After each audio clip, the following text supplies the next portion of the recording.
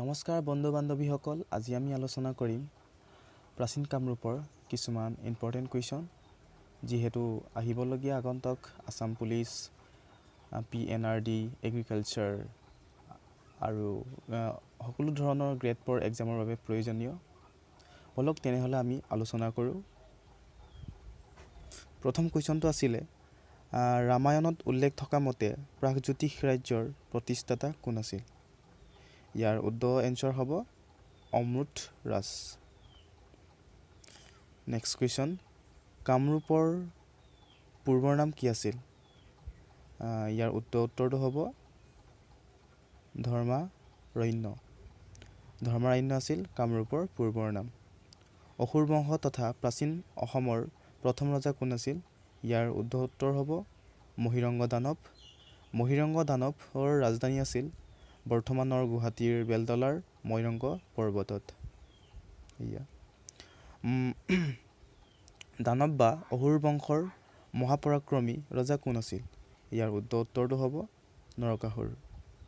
কুৰুক্ষেত্ৰৰ যুদ্ধত অসমৰ কোন দুজন বীৰ অংশ লৈছিল? ইয়াৰ উত্তৰ হ'ব কৌৰৱৰ পক্ষত লৈছিলে ভগদত্তই আৰু পাণ্ডৱৰ পক্ষ লৈছিলে ঘটোৎকচ, যিহেতু ঘটোৎকচ পাণ্ডৱৰ ভীমৰ পুত্ৰ আছিল। নেক্সট কুৱেশ্যন, ঘটোৎকচৰ মাতৃৰ নাম কি আছিল? ঘটোৎকচৰ মাতৃৰ নাম আছিলে ইৰিম্বাৰ।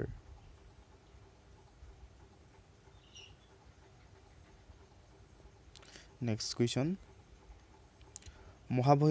মহাভৈৰৱ আৰু ৰুদ্ৰপদ মন্দিৰ কোনে সজাইছে? মহাভৈৰৱ আৰু ৰুদ্ৰপদ মন্দিৰ সজাইছিলে বান ৰজাই। বান ৰজা কাৰ পুত্ৰ আছিল? বান ৰজা আছিলে মহাদানী বলিৰ পুত্ৰ আছিল বান ৰজা। ৰুক্মিণী কাৰ কন্যা আছিল? ৰুক্মিণী ভীষ্মক ৰজাৰ কন্যা আছিল।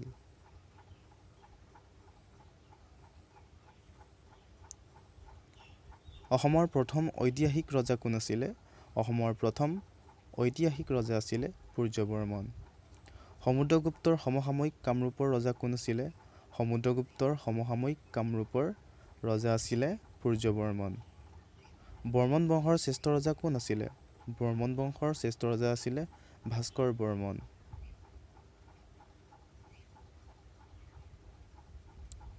ভাস্কৰাব্দ বা কামৰূপী চন কোনে প্ৰৱৰ্তন কৰিছিল?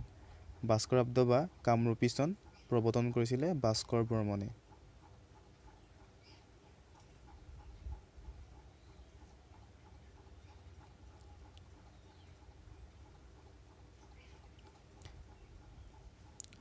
ভাস্কৰ বৰ্মনে হৰ্ষবৰ্ধনৰ ওচৰলৈ কোনজন কটকীক পঠাইছিলে? ইয়াৰ উত্তৰটো হ'ব হংসবেগক ভাস্কৰ বৰ্মনে হৰ্ষবৰ্ধনৰ ওচৰলৈ পঠাইছিলে বন্ধুত্বৰ কাৰণে। নেক্সট কুৱেশ্যন, শালস্তম্ভ বংশৰ প্ৰতিষ্ঠাপক কোন আছিল? শালস্তম্ভ বংশৰ প্ৰতিষ্ঠাপক ৰজাজন হ'ল শালস্তম্ভ। তেওঁৰ নামে আছিল শালস্তম্ভ। সেইবাবে শালস্তম্ভ বংশনাম দিয়া হৈছিলে তেওঁৰ নামৰ অনুসৰিহে। শালস্তম্ভ বংশৰ শেষৰ ৰজাজন কোন আছিল? শালস্তম্ভ বংশৰ শেষৰ ৰজাজন আছিলে ত্যাগসিংহ।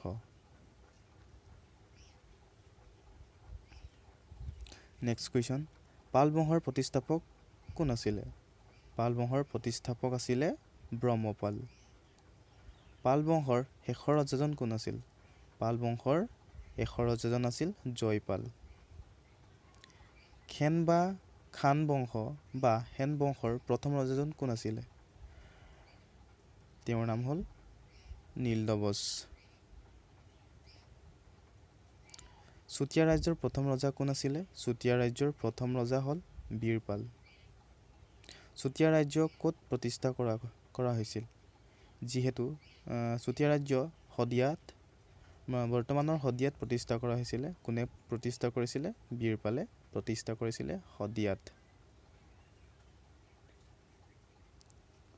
সতী সাধনী কাৰ কন্যা আছিল? সতী সাধনী ধৰ্মনাৰায়ণ বা ধৰ্মধ্বজ পালৰ কন্যা আছিল। সতী সাধনী কাৰ পত্নী আছিল? সতী সাধনী নিতাই নামৰ এজন ব্যক্তিৰ পত্নী আছিল, যিহেতু তেওঁক পিছলৈ নীতিপাল বুলি স্বীকৃতি দিয়া হৈছিলে। সতী সাধনী কেনেকৈ আত্মহত্যা কৰিছিলে? সতী সাধনীয়ে চন্দ্ৰগিৰি পৰ্বতৰ পৰা জঁপিয়াই নিজে আত্মহত্যা কৰিছিলে আহোমৰ অত্যাচাৰত থাকিব নোৱাৰি।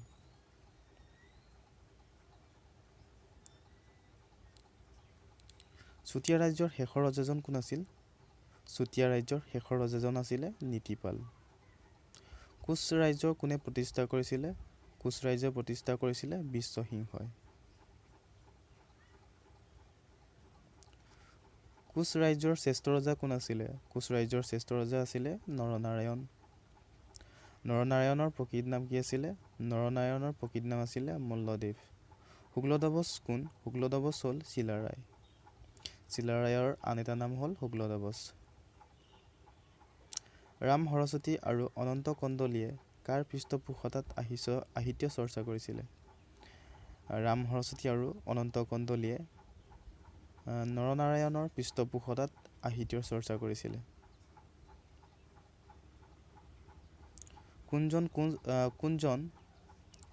কোনজন কোচ ৰজাৰ দিনত অসমীয়া সাহিত্য সংস্কৃতিৰ উন্নতি লক্ষণীয়ভাৱে হৈছিল? ইয়াৰ উত্তৰ হ'ব নৰনাৰায়ণ।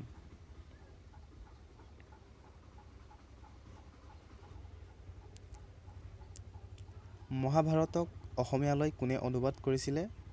মহাভাৰতক অসমীয়ালৈ অনুবাদ কৰিছিলে ৰাম সৰস্বতীয়ে।